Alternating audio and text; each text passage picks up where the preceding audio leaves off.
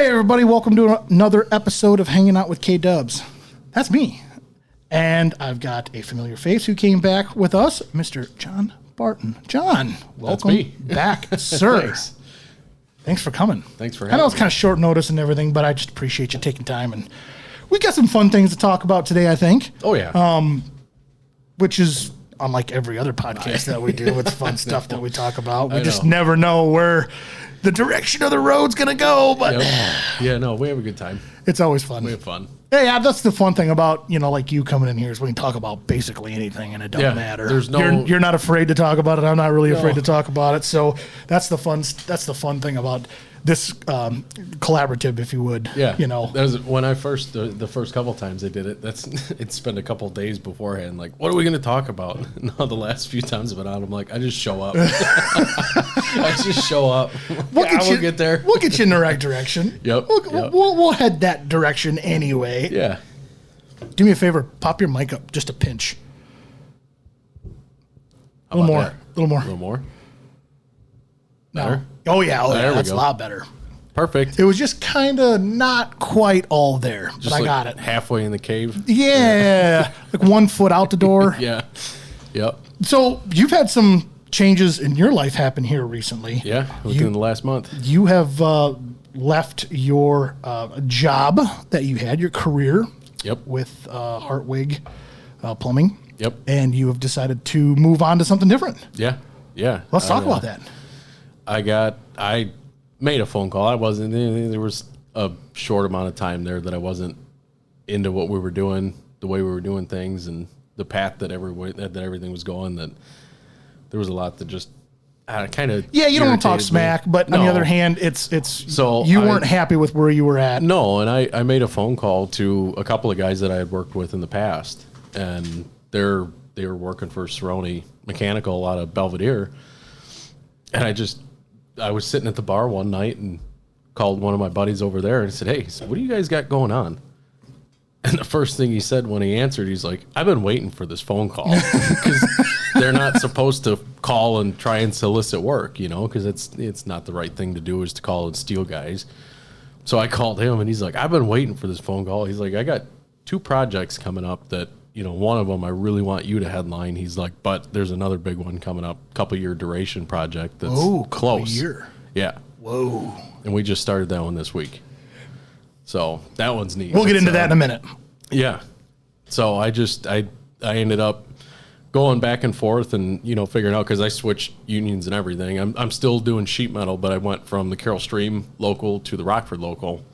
So I had to make sure that, the insurance and benefits and everything were worth making the move to the new local. Because I'm sure all that's different then too, right? It is. Yeah, it is. Actually, what's really nice is Rockford offers 30 and 55.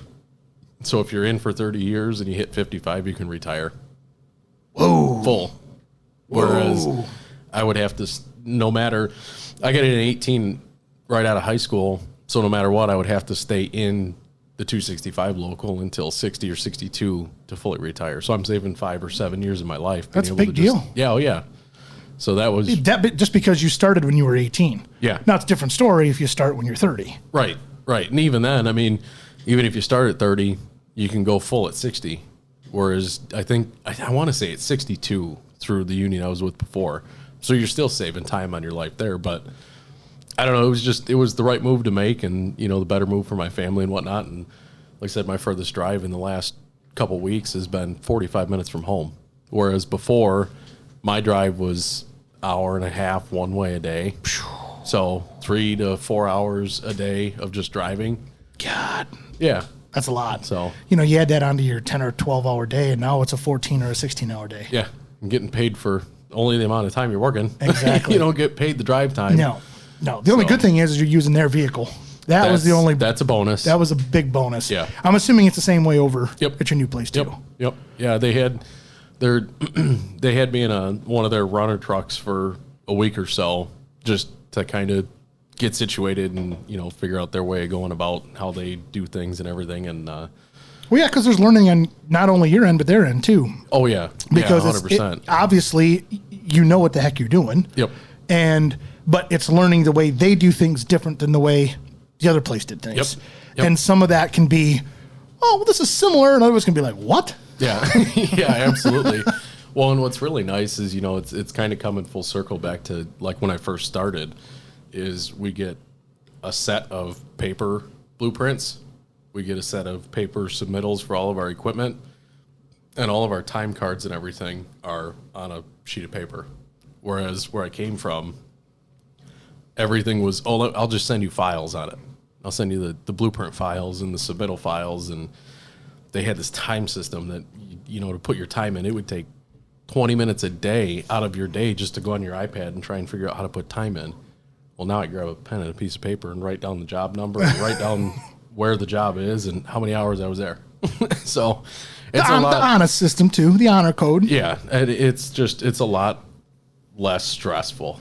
I mean, it's not as cutthroat as it is in by Chicago, because anything in by Chicago is ridiculous. Yeah. So out by the Rockford area, I mean, it's you still got competition, which competition's good. Yeah. But 100%. But cutthroat's a whole nother ball game. It is, and it wears a lot on someone. I mean, even Vex noticed the last month or so that just everything just seems to be easier. More comfortable, and I'm not as stressed, and I don't know. Are you still doing the same thing over here that you were doing over there, or are you doing something different? Nope, same thing. Just design, build, HVAC projects, just big duct work and big rooftops, and yeah. Yeah, you sent me a Snapchat. I don't know if that was today or yesterday. It was today. And oh, my Lord. Some of the duct we're putting in is 210 inches wide by like 60 inches deep, which is, I mean, the biggest I've ever worked with before was 8 foot by 8 foot, so 96 by 96. And this pretty well shatters that. Flow wise it's the same, but just handling wise is completely different. 210 inches wide, and some pretty serious shit. God dang. So yeah, it's cool. What? So he called you, or you called him, and he said, "Yeah, I got some big projects coming up that we need you to be involved in." Yeah. Can you talk about those projects? The one I can for sure. The one that he wants me to headline, I hold off on that a little bit. What you're saying? Yeah, next podcast we'll bring that one up. But the one that we just started this week is Rockford Mass Transit. So it's for all their PACE buses and everything that they have. They're switching all their buses over to EVs. So they're all electric. Oh yeah. So they took a whole where the main bus stop is in Rockford now. They took a whole city block and added on where we're putting this new garage on for them. They took Mulberry Lane or whatever it is, the road that's in there, and just got rid of the road. They just said, gone. This is we're putting a building here now. So we're adding on to their existing building. The addition's going first, so that's what we just started working on this week. And once we get the addition functioning, then they're going to go through the original building, and we're redoing the entire original building. They're tearing everything out of it, taking it down to basically a skeleton and starting over. Really? Yep. So that'll be about a 2-year project that we're on. Yeah. Well, that's a lot of designing on your end then. No, it's all taken care of. The office did all of it. They already had plans and coordination, and the coordination drawings are where, the electricians have a set height, the sprinkler fitters have a set height, and, the plumbers and the tinners and the pipe fitters fall somewhere in between. So everything's already coordinated, and you walk on site and everybody's drawings are coordinated. So they go really smooth. Once all that's done. Once the coordination's done. Yeah, that's what I'm saying. Once the coordination's done, where everybody knows where they need to be at. Yeah. Everything goes in fairly quick and fairly easy at that point. They do that. I mean, that's all done before any of us construction workers step on site. Mm-hmm. That's all done on the blueprints. Everybody has heights written on their prints and knows exactly where they're going, how everything's routed. Yep. Yeah, it's really neat. It should be a really smooth project. So should be. I know how that goes. It should be. Yeah. It's like when your truck breaks down, you're like, oh, it's just a simple brake job, and then the calipers don't want to come off, and then the brake line, folds in on you, turns so you got to redo that. Yeah, it turns into like 14 trips to the parts store, and it's like, come on. Let's hope not. Not the first job over there. This one's got to go good. Is that like nerve-wracking for you that they're adding on to an older building and you have to make that all work, or does that seem pretty smooth? No, it's smooth because we don't tie into any of the old stuff. So everything that we're tying Oh, that's right. I'm sorry. You did say that. You said they're tearing everything out down to a skeleton. My bad. So the addition that we're doing right now is just the garage with all the, the EV chargers and wash bays and whatnot and everything else in it. So all of that's its own separate entity. It's got its own separate systems and zones and whatnot. So nothing from the part that we're building right now, none of that connects in with the old building. So then they have the old building phased where they're going to do the old garage first. So we're going to tear off all the units and all the ductwork for the old garage and put all new in. And then the third phase would be, the office building above it, where they'll go in and gut all that. We'll put new units in, all of that, and then reduct all of that. So you're starting from the new building and working your way into the old. Correct. Because I'm assuming they're still going to be using the old building. That's why. Until they get the new building, the new addition ready to rock and roll. Yeah, to where then they're going to start people around. Yeah. Yeah. Yep. Absolutely. Gotcha. I was actually thinking it was quite the opposite of that. They're just like, we're just going to do it all. No. Screw it, let's just get it all done. No, they've got it planned out pretty well. So as long as, like I said, as long as everything coordinates the way that it's supposed to, and people get along with everybody else, it'll be fine. It'll be okay. That's the hardest part is people start running shit in your way. It's like you have the drawings that show you where I'm going and where you're going, and why are you in my area? Yeah, why are you in my spot? I found that out with I know before we came on the mics here and stuff, we were talking about the bridges that are getting done in our area. And it's the same thing with those. Like the concrete guys are waiting on the engineer guys who are waiting on the electrical guys who are waiting on the woodworking guys. And then there's only so many of these companies around and they all got to work together and play together nicely. And sometimes it just doesn't go that way. Yeah. And I mean, that's the situations that we run into. And that's what we ran into a lot where I came from was, you would have pipe fitters fighting against the tinners and the tinners fighting against the plumbers, and then everyone was mad at everyone, and it just made the job site just hell to work on, and from what I've seen for the last couple of weeks, I mean, it's not, everybody has been cordial and easy to work with and easy to get along with. And it's good to have open communication when you're doing stuff like that, because everybody's got to be on the same page. Theoretically, you all have the same drawings. You all have the same architectural maps. Yeah. Why are we fighting over something that's not right? Yeah. I don't care if that makes your job easier or my job harder. Here's the maps. Well, it's as simple as someone just walking up and being like, hey, where are you guys planning on working today? Oh, we're going to work in, Section A1. Yeah.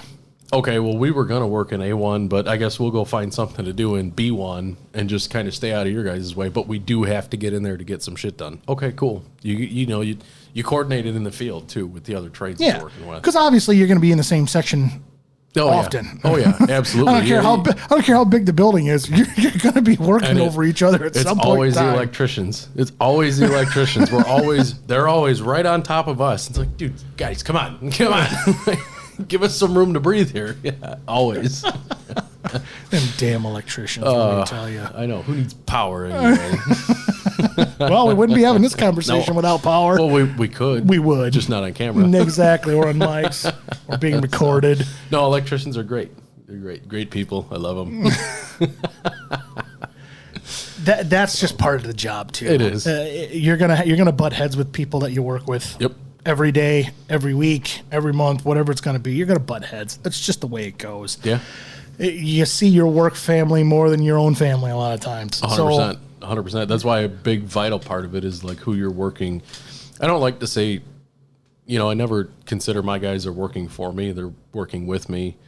And I don't like to consider that I'm working for someone because I'm working with them on projects. But in this aspect, who you're working for and who you're working with is a huge deal because, like you said, you're spending 8, 10, 12 hours a day with them.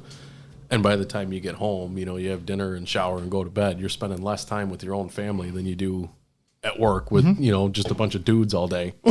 So, yeah, getting along with people is a huge thing. And all different kinds of different people, walks too. of life and different. It's not like y'all had houses next to each other and decided, hey, we're going to go work for Cerrone's over here. Yeah. And no, not at all. We're all going to be the same age. We're all going to have the same. It just doesn't work. That's what I always said too, because my parents have always had friends that were older than them, like almost their parents' age, and that was from coming up through the hot rod community because they were in the car clubs and whatnot and into classic cars, and that was like an old school kind of thing to do. and it's still that way. But what's funny is, I get along with people that are almost twice my age better than I get along with people my own age. It's crazy how that works, isn't it? Yeah. I have very few friends that are in my own age group, but a majority of the people that I consider acquaintances are all 50s or 60s. So, which is fine. Dude, it's awesome. I love it. It's awesome. It doesn't bother me a bit, really. It's like, you respect me, I respect you. And if we like to hang out, okay, we'll hang out. Absolutely.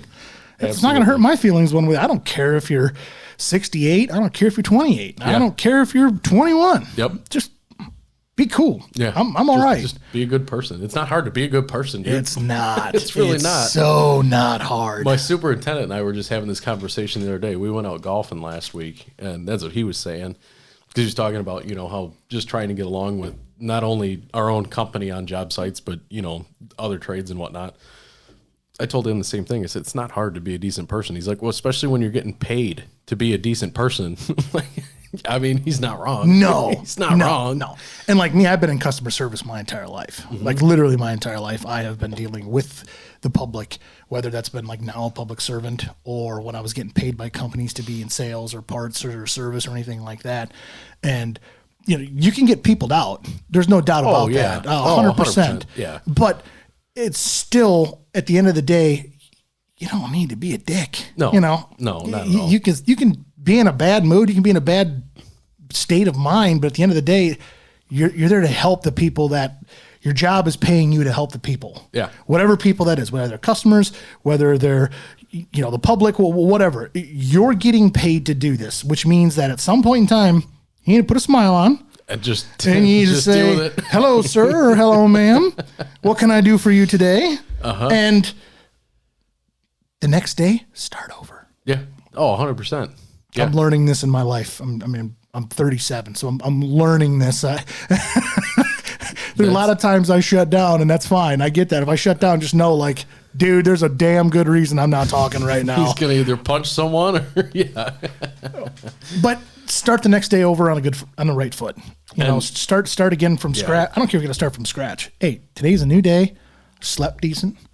Had a great time. Had a great podcast last night. Whatever. Yeah. Just start off fresh. Start off good. Yeah. And a lot of that too is then coming up through the trades. Guys were telling me that all the time. They're like, dude, don't take work home with you. And I always thought it was so fucking hard. I always thought it was like, don't take blueprints home and look them over or something. Like just thinking small minded. But the more I think about it and the more that I've kind of practiced that is as soon as I put the truck in park, the work phone stays in the truck. The iPad stays in the truck.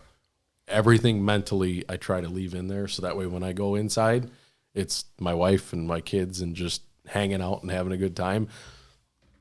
5 o'clock the next morning when I get in and start the truck, it's game on. Different person, just for that 8-10 hours a day, different person until I get home. Then I just leave it all in the truck. I can't do that. I personally can't. There's some days where I can't, and Beck knows that. I mean, there's some days where I come home and she can tell something's just eating you up, biting at me big time. And she'll just make dinner or whatever. And you need anything? Like, no, I'm fine. I'm fine. I'm okay. There's something going on up here spinning around that I just can't get rid of. Yeah. But I try my damnedest just to leave it in the truck. I try to do that as often as I can. Mm-hmm. It's the times that I make a mistake. Those are the worst. Yeah, I can't leave it. Yeah, those are the worst because they'll eat it. Yeah, as not. And you can be damn sure that if I don't fix it that day, the next day, I'm trying to figure out how to fix it. Well, and that's it. Like, that's what's going through your head the whole time when you get home and whatnot is, you know that you did make that mistake. And it's like, okay, how am I going to effectively fix this? Correct. And it doesn't have to be a money mistake. It can be maybe I treated somebody poorly. Yeah. Right? Maybe I said something to somebody I shouldn't have said. That kind of thing. So then you get home and you're trying to unwind from the day, but on the other hand, you're like, God, this is just eating me up. Like, I gotta find a solution to that tonight. Yeah. Especially if you leave it at work. If you didn't solve the problem at work and you get home and it's 5 o'clock and you just got done mowing the yard, where you're doing mowing the yard is second nature, right? Mm-hmm. You can think about 40 things while you're mowing the yard because you're still going to mow it. Yeah. So that's going through your mind the whole time you mow the yard. And then you come in and you sit down and you have supper and you go, okay, this is the solution. Mm-hmm. I've got, or solutions. Maybe I need to have that conversation with this person. Maybe I need to just go there and handle it myself. Maybe I need to fix it this way. But you have solutions on the table after thinking about it for so long. Correct. But at the end of the day, you're still home. Yeah. You're not at work. And now all of a sudden that's eaten up 2, 3, 4 hours of your evening. Yeah. When it shouldn't have, but it did because you give a shit about your job. Yep. That's the problem that I struggle with. Yeah. Yeah, I get that. I understand. I can see that side of it for Like sure. if I start a job and it's like, okay, we had problems with that job and I didn't complete as much as I wanted to complete that day, fine. Tomorrow's another day. Mm-hmm. Shit happens. But it's when I make a mistake that I go, oh, I'm better than this. And I know I'm better than this. Like you said, it just sits there and it just eats away at you. Yeah, big time. I definitely feel that. Yeah. And that's a struggle. Like I said, probably 70% of the time, I can try to leave it at work. Yeah. And I'm pretty good at it. That other 30% though, not that I screw up 30% of the time. We'll be clear on that. Every 3 out of 10 days, Kyle makes a mistake. But, or maybe it was a situation. Maybe not even a mistake. Maybe it was a situation. You know, so those things are what kind of, I can't shake that when I get home. Yeah.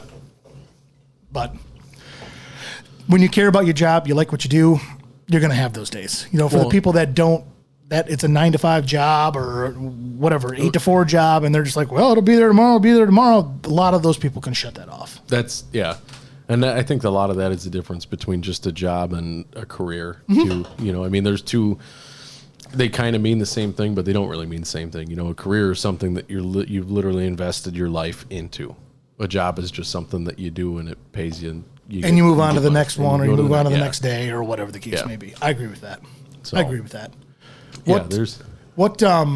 I know you've only been over there a couple of weeks now. Have you been on the same job then basically since you started there? No, God, no. I've been bouncing around for 2 weeks, different jobs, and they've had like 4 projects, and they're like, we need you to fix this. Okay. So I'll go out here for a day and fix something, or go out there for a day and change something. And yeah, I mean, my farthest drive was 45 minutes from home, and my closest one was 19 minutes down the road right off of 173. Are you guys strictly commercial? Loosely in terms, yes. To me, commercial means, you know, like bigger buildings and like rooftop units coming down to systems. But like light commercial would be hanging small air handlers or setting furnaces in closets of, you know, one of the examples is the Boone County Sheriff's Office right down from the fairgrounds. They did that project, and there was a couple of furnaces in there that fed the whole building. So, like, that's still technically commercial. It is. But it's more governmental. Residential. Well, it's governmental, too. So, you guys are governmental/commercial. Yeah. We don't go around and, well, that I know of. I don't know what they do, you know, during the slow season. But as far as I know, they don't go around and just do furnace change-outs and, you know, stuff like that. But they do pipe fitting and plumbing and HVAC/R service work, so any sort of refrigeration, chiller towers. They do a lot of work in the Chrysler building, which that's pretty cool. That campus is insane driving around that. It's huge. The Stellantis plant, or, well, I call it Chrysler still, but yeah, it's Is there anything even going on in there? I haven't been inside of it. We were outside of it at the like the generator side of things. Because I heard that he was going to make a bunch of they're supposed to make a bunch of electric vehicles out of it. And I heard that fell through. I don't know. They've got people in there. They've got people in there working, but I don't know what's going on. Like I said, I haven't been inside of it, so I don't know what's going on with it yet. No, that building is flipping huge. It takes, I mean, driving at a normal clip, it takes 15 minutes to get from the one entry gate all the way down and around and like back to where we were working. Of driving, not walking, driving. Place is ginormous. Yeah.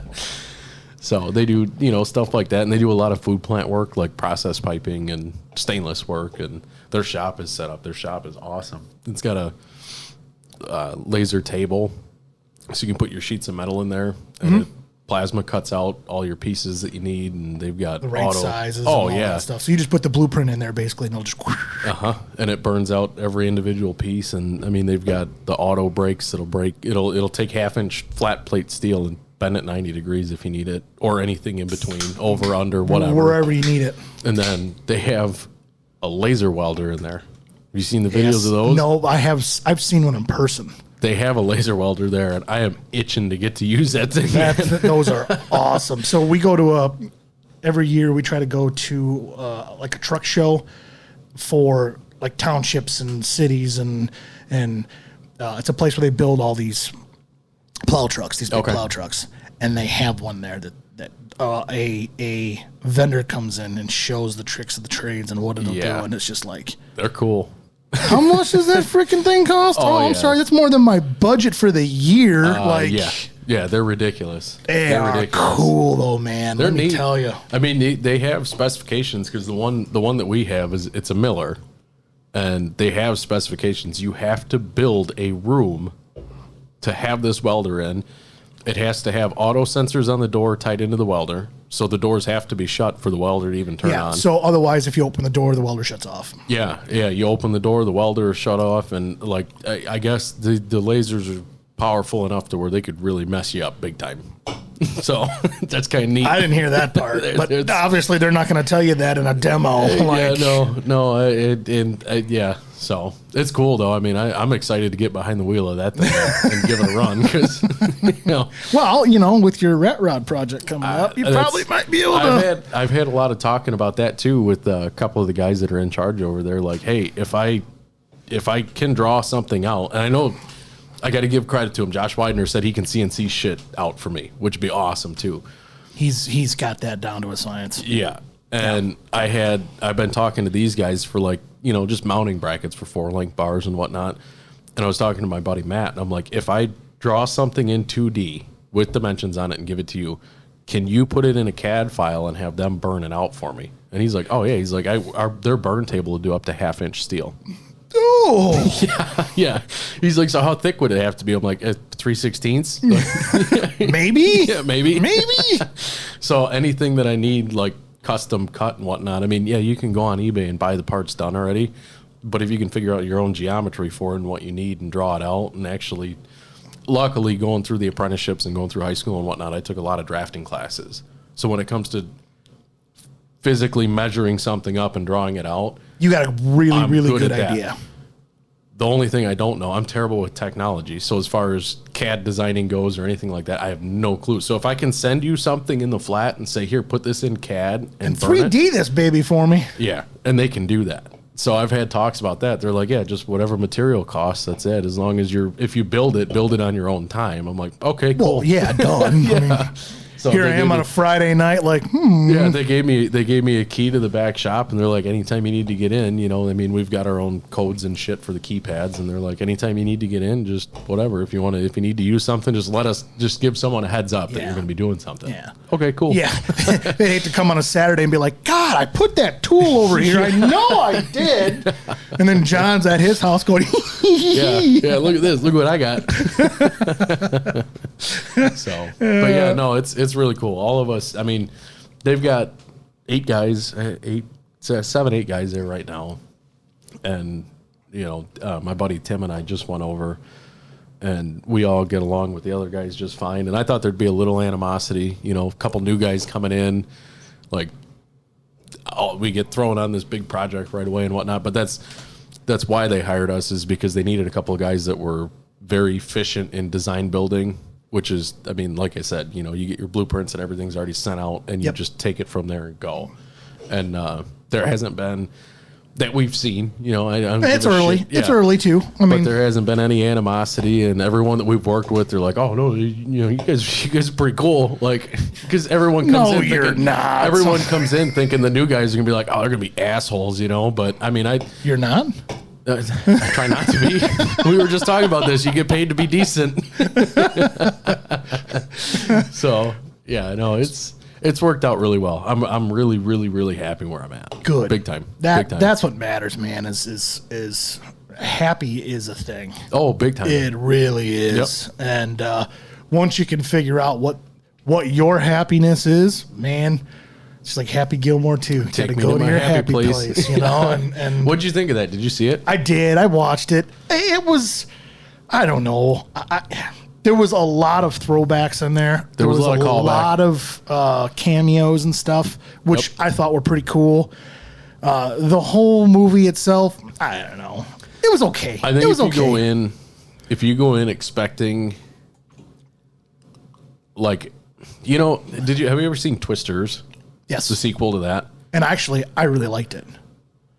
The big thing is it wasn't called Twister 2. No.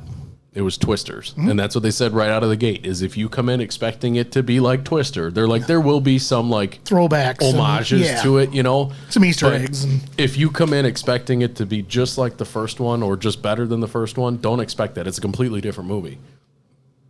I think it's the same thing with Happy Gilmore too, because all in all, the movie itself, if you know golf, it's funny. If you know this backstory behind, you know, Scotty Scheffler getting arrested at Valhalla golf course and whatnot, that part of it's funny. But if you go in expecting it to be like a really good sequel, no, you're not.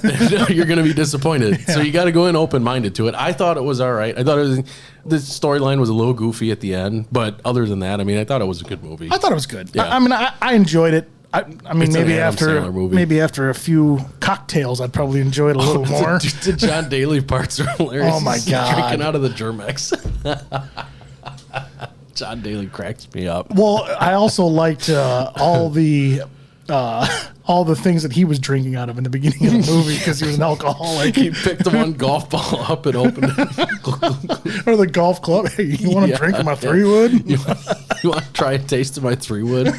So there was some parts like that I was giggling really hard at. Yeah. Like I said, the storyline was okay.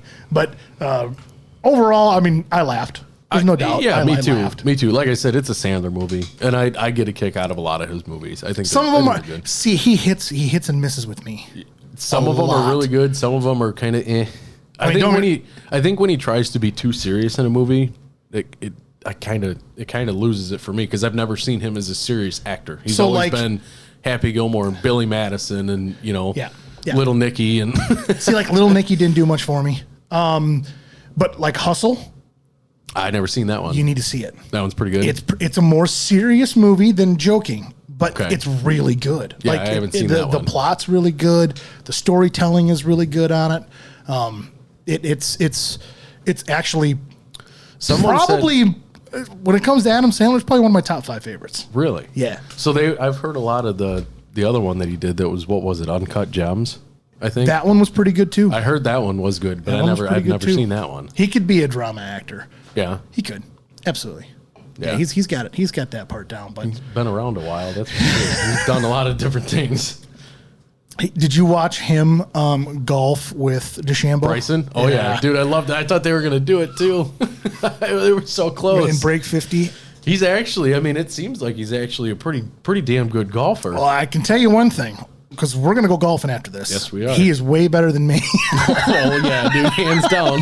Hands down. He'd make me look stupid. I'm talking Adam Sandler. Well, that yeah, I'm talking that's what I'm saying. Yeah, he's way better. Oh, we know. Me. Hey, we know Bryson's good. But yeah, he's only on a PGA tour or live tour. I guess. Tour. Yeah, live tour now. But yeah, no, Adam. Hey, watching him golf was impressive. His swing was odd, but it worked. Like it wasn't the Happy Gilmore swing, but it wasn't. It was real slow back swing, and then he just right through the ball. Yeah. So no, yeah, I suppose as far as movie wise, it's all I've really seen lately. I heard there's another one out there though, Netflix series Wildlands. Have you seen that one yet? It's supposed to be with like missing people and murders and whatnot in Yellowstone National Park. Oh, no that shit. one's supposed to be really good. I heard that one was really good, but I haven't watched it yet. I was going to start have to look at it. I was going to start it last night, but by the time I got back from golf league and everything, I was like, it's bedtime. Because you're in a golf league. Monday night at Beaver. Yeah. Monday night. Yeah. Monday night. And that's every Monday, right? I think we're 3rd or 4th right now in the league. Me and my buddy Cody. How many teams? Oh, Christ. 26? Oh, quite a few of you then. Yeah, there's a handful. I think there's 26 weeks. No, but not everybody plays. But I think there is 26 teams. I don't know. I could be lying to you. Somewhere in there, 20 to 25 teams, 26 teams. So I think we're in 3rd, but I have an 8 handicap, and my buddy Cody has a 12. So it's like as long as we play our handicap or maybe a little better here and there, it works out all right. Yeah. So explain, since we're on golf, not that I really want to get onto this subject, but we're going to talk about it anyway. explain handicaps, because I'm not even sure what the hell handicaps are. Is that however many you shoot over par? That's your average. That's your average over par. So the handicap that I have, it's not if it were real, like, USGA handicap, it would be for 18, not for 9. It's just the league handicap for scoring and whatnot. But like when I say I'm an 8, that means that my normal week when I go out to the Beaver Creek, I'll shoot 43.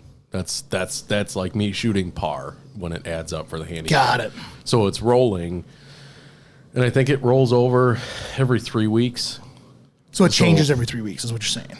It changes every week. Oh, every week it changes. But I think the first 3 weeks of league, and I could be wrong about this too, but I think there's a delay. There's like a buffer in it. So if you golf really good for the first 3 weeks, then your handicap comes out to be, a 4 or 5, and then you have 3 weeks of absolutely blowing up. Now your handicap's up to a 8 a or 7, 8, 9, whatever. whatever. So it always varies. There's no dead set number on it. Like I started this season as I think it was a 12 or a 13 when I started. So you're actually playing better. I'm playing better as the year goes on. Yeah. So I'm shooting. I shot 45 yesterday when I was out. So I shot, 2 over my handicap. So by rights, I shot 37 if you take the handicap out. So, yeah. Which wasn't bad. I had 1 week. I was at 12. And the weather was right, and everything lined up, and I was shooting lights out, and I think I shot a 41 overall and had to take 12 strokes off for my handicap. I was looking at the scorecard afterwards. I'm like, I just screwed myself. Oh, no. Yeah. I should have shanked a shot or two. Yeah, so, but no, it's fun. I mean, it's literally just a beer league. There's no big purse at the end of the year. We get a prime rib dinner, and they do hand out awards for the top 3 or 4 places or whatever. And probably the worst place too. They have one like a lucky place or whatever, where I think they draw the number out of a hat. They're like, team whatever gets something. It's like, all right, cool. So, but we've never been in the running before, so it's kind of neat, being up at least in the top 5 so far this year, because I've been doing that league for 4 years now. So being up in the top 5 is kind of cool. Yeah, absolutely. Well, it just shows you guys are getting to know the course better and you're playing better. Yeah, definitely. Because it is a tough sport. It is. Jeez, it's a tough sport. And that's what's funny is you can go out, I went out yesterday and all my drives were beautiful. I mean, they were carrying 250, 260, finishing 280, and they were straight. They were gorgeous, my drives were. Everything around the green was terrible. It'd take me 2 or 3 shots to get it up close to the pin and hope it was close enough for a gimme, that not putting in a foot and a half, So, but we could go out this afternoon and my drives could be shit, and everything from 150 yards in could be perfect, lights out. Yeah. But do they ever line up on the same day? No, not at all.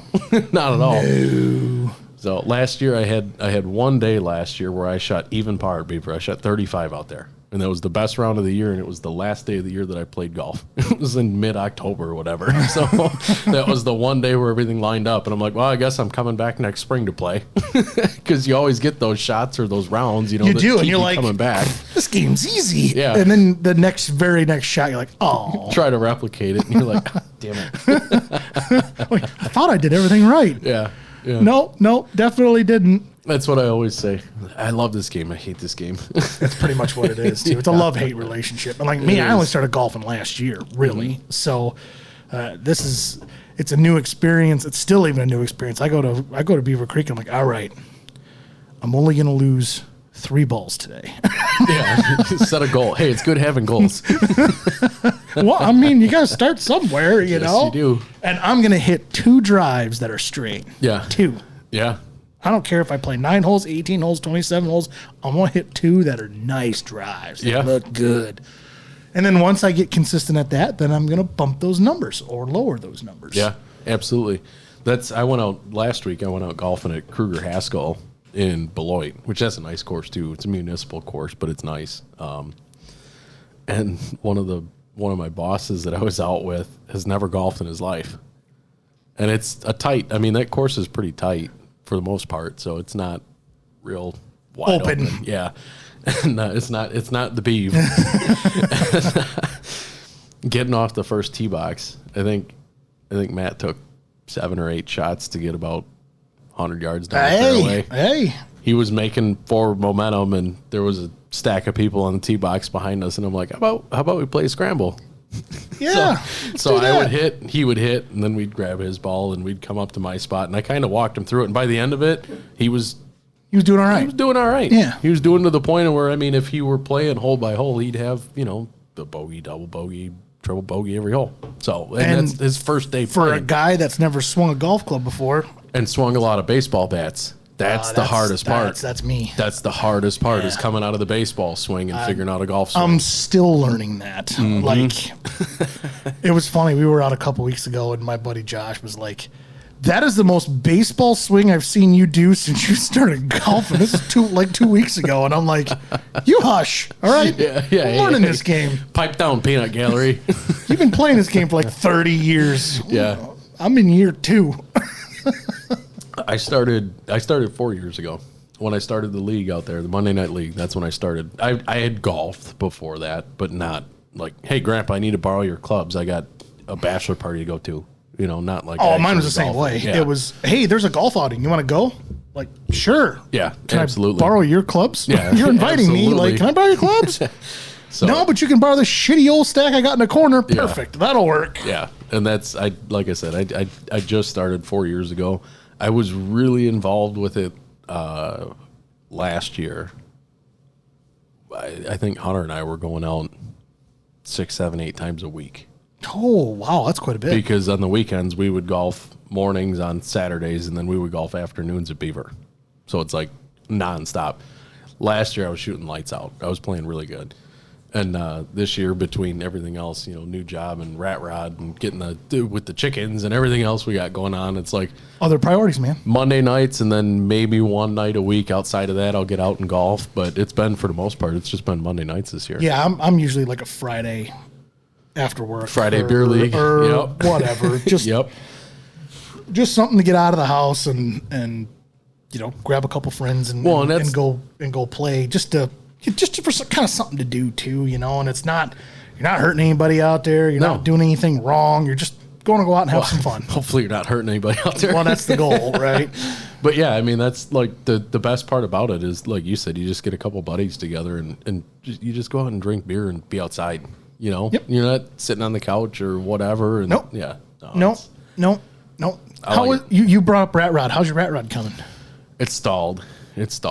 With everything going on, career change wise and whatnot. I'm waiting. I got to get suspension parts and get the axles set before I can go any further with the rest of the project. Yeah, you got to build it from the ground up. So yeah, I got to get kind of settled in over here, and once I get settled in and figured out, and then I can start freeing up, trying to figure out like their hour wise how consistent things are. Like I said, this job we're on that we just started was it's a 2-year project, so I'll be on that until my next one starts, which I can't wait to be able to talk about that. But it's just pretty much catching up from, having a week or week and a half off or whatever, and getting suspension parts in. I got to get the airbags mounted, and then my axle with the size rim and the size tire I'm going with, the top of the axle is 2 inches into the frame I just built. So I've already got to come through and C-notch and fish plate the frame back together to fit the axle under it, because my goal is when the car is parked with all the air out of the bags, I want the frame sitting on the ground. And I made that decision as soon as I bought the body, and I'm not steering away from it. I'm not going to let this stop me on it. So I've got to cut and notch the frame. Got to get the airbags in and get the suspension kind of set, get the 4-link bars in to hold everything in place so I can at least have a roller. I do have a motor for it now, though. What'd you get? I got L33, like a 2002 LS. 5.3 LS. Yeah. Nice. So I got the LS for it. And that was the good 5.3s. That was the good. Those were the good ones. No emissions, no bullshit. Nope. So they basically took a 350 block and turned it into a 350, and they turned it into a 323. Basically, is what they did. Yeah. Put smaller heads. Yeah. So I got that, and then there was a pipe fitter at my old company that had a leaky turbo HX35 off of his Cummins. What ended up being just the oil seal on the bottom. It wasn't anything in between the bearings or the housings. Everything's good on it then, huh? Yeah. So he gave me that for free. And then I made a post on Facebook saying, hey, if anyone has a line on an HX35, I can't just do one. I got to do two. So a buddy of mine, Vince, from up in Elkhorn, his parents or grandparents and whatnot, they were the ones that started that Wettage Automotive up there like 100 years ago. They are freaking awesome, by the way. Wettage Automotive, shout out to them. They're great. They are phenomenal. Yep. So that's my buddy Vince. I've known him for probably 10 or 12 years now. And he commented on my post. He said, hey, you guys got Yingling down there, don't you? I said, yeah. He's like, case of Yingling, you could have this HX35 that he pulled off of his Cummins. So for a case of beer, basically I got 2 turbos. Oh, so you're gonna twin turbo that thing?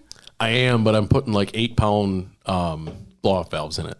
Good. So I'm gonna have it. Though the main reason I want them is just for the sticking out of the hood. No, there's no hood. There's no hood. They're gonna be sticking just outside the grill. So, but I just to have the noise, and they'll add a little low end torque. Say don't put too much boost to that 5.3. I don't want to. They're good. They're good engines. They are, but I don't want to. That's why I want to keep it low. Is just to have the turbos on there, and then eventually down the road, if I do pull that motor, because I don't want to even pull the motor bar. It's got 120,000 miles on it, so it's got a ways to go. Yeah. So I want to pull because the intakes on them are kind of ugly looking. So I'm going to put aluminum manufactured intake for it, and then mount the turbos up.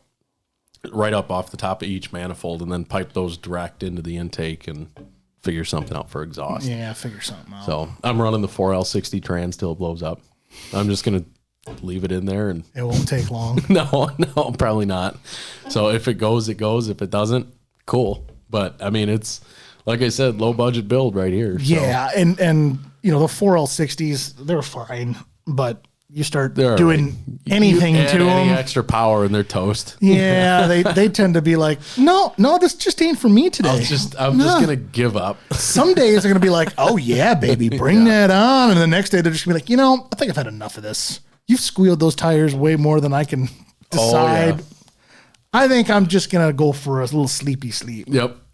And then that's exactly it. So then after that, I'll make the decision whether I'm going to go with like an old school turbo 400 or just put a 4L or 6L80 in it, whatever, beefier transmission. Yeah. So and of course the 350s and 400s, they're damn near bulletproof. For a 5.3 for a small block, they're bulletproof. Yeah, absolutely. Well, there's even guys running 7-8 second drag cars that are running turbo 400s in them. So they're not stock. No, they're not stock 400s. They're not. But if I put one in, I probably wouldn't put a stock one in either, though. I'd put a trans brake on it and have it built and have it done for the next engine you put into it.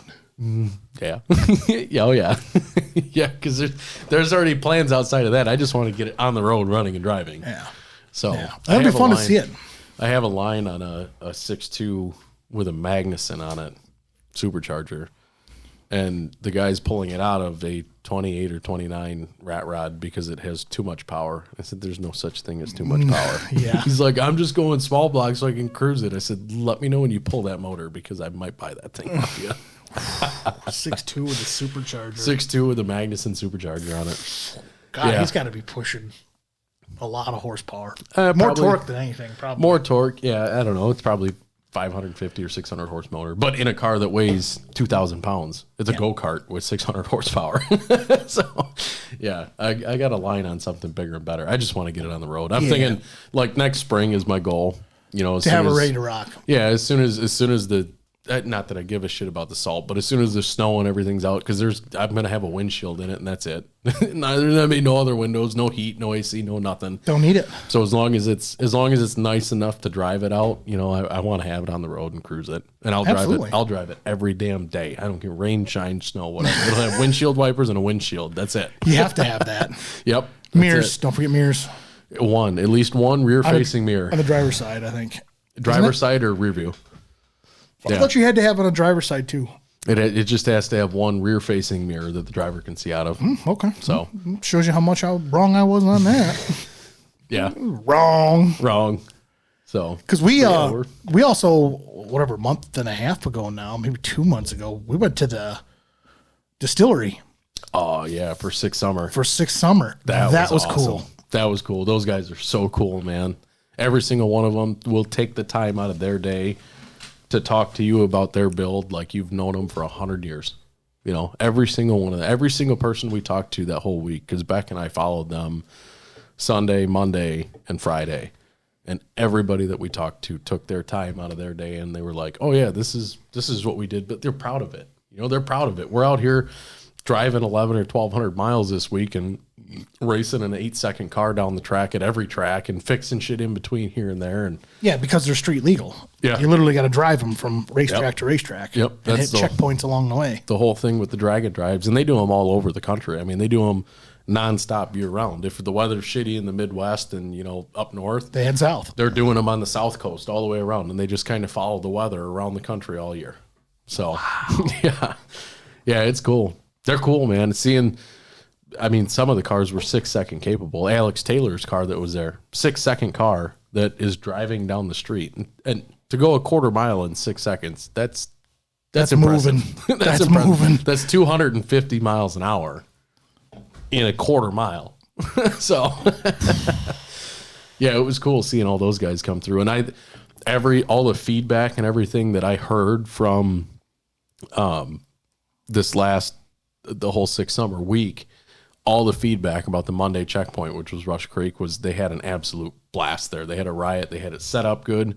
The food was good. The drinks were good. Because, I mean, people were stopping in, getting food from they had whatever, 3-4 food trucks there. And slushies. And, yeah, so everyone that reported back on it said it was a great time. So if they make that a mainstay, like a main checkpoint, because they never really had a great checkpoint from Byron to anywhere out this way. Now they do. If they keep that a checkpoint, that would be so cool. That'd be so cool to have them come. And the fact that, you know, the city said, yeah, you guys can do burnouts from here to here on this road. And they kind of kept to that. They kind of stuck to it. Some of them got a little rowdy. Kind of stuck to that a little bit. Some of them got a little rowdy, and I mean, the 11s are still there, and they're a couple 100 yards long. Oh, but man. For the majority of it, I mean, people stayed pretty inept to it. You know, I mean, they stayed within that 50, 60 yard barrier of like, from here to here, you can do your burnouts and go. Yeah. So, no, it was a good time. I mean, I didn't even know about it. I don't follow that. So when you sent a Snapchat or something, I'm like, what the heck's going on? You're like, dude, you got to come out and see this. I was like, all right, it's a Monday night, I think. And I was like, I took off golf just to be there. I was like, man, I got nothing going on tonight. I'll swing out there, you know. So, and I'm glad I went because, dude, it was cool. Some of those cars are just absolutely they're beautiful, gorgeous. They're beautiful. You see everything from rat rods to, you know, $300,000 show cars that they're racing. Yeah, I mean, you like you said, rat rods, and then, you know, I've seen a couple of my favorite cars there, and I was like, dude. Yeah, I saw you walking around with your checkbook in your back pocket. Yeah, I'm like, right. Don't do it. I hope they can. I hope they accept a check that'll bounce to the moon. Yeah. Can you take this without me signing it? I'll write out your name and all. Yeah. You know, Oh, Lord. No, it was a good time. That was definitely really cool to see something It's like cool. that. Yeah, it's fun watching them. I went up. I was really hoping to get to see them a couple of weeks ago. The World Outlaws was at Wilmot for the dirt races, the sprint cars. Mm-hmm. Actually, just yesterday, they were up there with their super late models. So, like the full body cars that are all crooked and sideways on the track. They're Beck's favorite cars, but and being a Monday night and $52 a ticket, I'm like, yeah, I don't know if we can do that. At least when the Outlaws were up there with the sprint cars. It was a Friday night. It was still $50 a ticket, but those cars, I mean, they're 900 horsepower sprint cars going sideways on dirt. Yeah, they get moving pretty quick. Yeah. So we spent a lot of time up at the track this year, which is fun. The kids love going up there, and I mean, just the camaraderie of being up there is good too. I mean, you build like a whole little family inside the grandstands because everybody always sits in the same spot, even though there's no assigned seating. You just kind of funnel to the same area. Mm-hmm. Well, you get your comfortable sit with spot. The same people, and yeah. So, good camaraderie. We met a lot of people up there this year that, I mean, just good people to hang around with. Good. It's been fun. Yeah, we spent a lot of time at the racetracks this summer. So there's nothing wrong with that. No, that's what I wanted to do. You know, I wanted to get the kids kind of focused more into that, so that they have some involvement. And they can look at it and go, yeah, it's for me, or no, it's not for me. Right. And if they all enjoy it. I mean, who doesn't love horsepower and loud freaking mufflers and cars going sideways? I've got some videos of Wyatt standing in the stands, grabbing onto the backs of the seats in front of us, screaming at the cars, "Go faster!" It's like, buddy, they can't go faster, but like just the exhilaration of being there for it, I mean, it's awesome. Well, it's so a lot of people don't get to experience that. A lot of kids don't get to experience that. Right. They get to experience a lot of things, but going to a racetrack and seeing that kind of stuff, that's a whole new like genre of thing. It's like big time. monster trucks, Oh, yeah. The same kind of thing. It's a whole different category of vehicle. Mm-hmm. Yeah. And I mean, like I said, it's a little 3/8 mile track, and they're doing 110, 120 miles an hour around this track the whole time. I'd like to do that once. Oh, my Lord. I think it'd be awesome. I think it'd be a blast, man. To crash into a wall.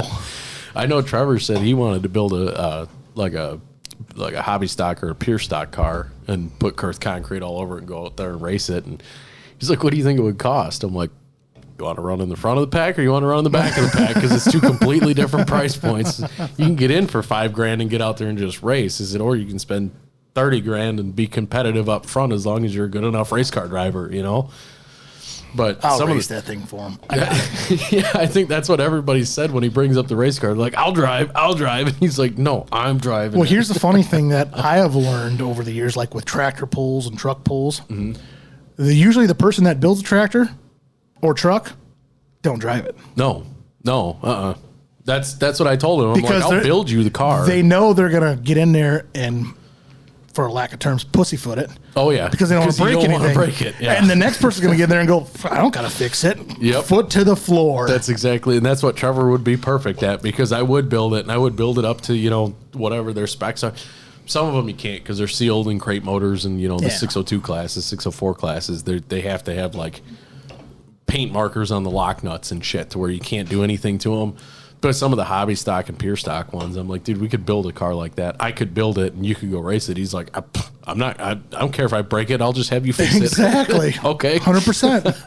100%. So, but yeah, it's cool, man. I mean, when you just the smell of the methanol and the sound of these cars ripping around the track at, 10:30 at night under the lights on a Friday or most of the time they race Saturdays, but having the kids up there and everything, it's awesome. It's Good. awesome. It's cool. Yeah, so people should go explore that. Well, they do. So Wilmot Raceway does do family nights, and I think they do it 2 or 3 times a year where it's by the carload. So every seat that you have in your vehicle that has a seat belt, you can bring people in, and I think it's like $20 a carload. Oh, that's cheap. So you could bring in, because normally their tickets are $22 a person, maybe. The kids 12 and under are free. So that's a big bonus. Kids 12 and under are free. But on their family nights, they do like fireworks, and they'll have the mini sprints and the bandit cars, which are the little 4-cylinder cars. And and then they'll have one bigger class. They won't have the big 410 sprints there, but they'll have, 604s or 360s or something like there that has a V8 in it that kind of shows people like, this is what it's about, So, which is cool. Yeah, I like it. And they had that on their website, I'm assuming? Facebook page mostly. That's where a lot of their stuff is on their Facebook page, just Wilmot Raceway. I'll have to keep that in mind. Yeah. For the future. Yeah, that's where a lot of their stuff is. They do 2 Outlaw Series things a year, which that's basically the NASCAR of dirt racing is the Outlaw Series. So they do 2 events a year of those. They always do the sprint cars, and then they'll do either the modifieds or the super stocks or whatever. Super modifieds, yeah. Something different. Something different. So that's cool. It's neat. It's fun, man. It's fun. Hey, that's all that matters. As long as you guys are enjoying yourselves. Yeah. It doesn't really matter what everybody else thinks. Absolutely. So, well, hey, we've been talking for a while, and I'm ready to go play some kart golf. Whack some golf balls. Well, we're gonna try. See what happens. We're gonna give it the old college try. We're gonna hit something. No. Yeah. Not each other. Well, John, thanks again for coming over and talking about your new path, the new venture, and of course all the other things that we talked about here today. Hey, so thanks for having me. Of course, we'll do it again here in the future. Whenever. Sounds good. Thank you, sir. Yep. Everybody, enjoy your day. Adios.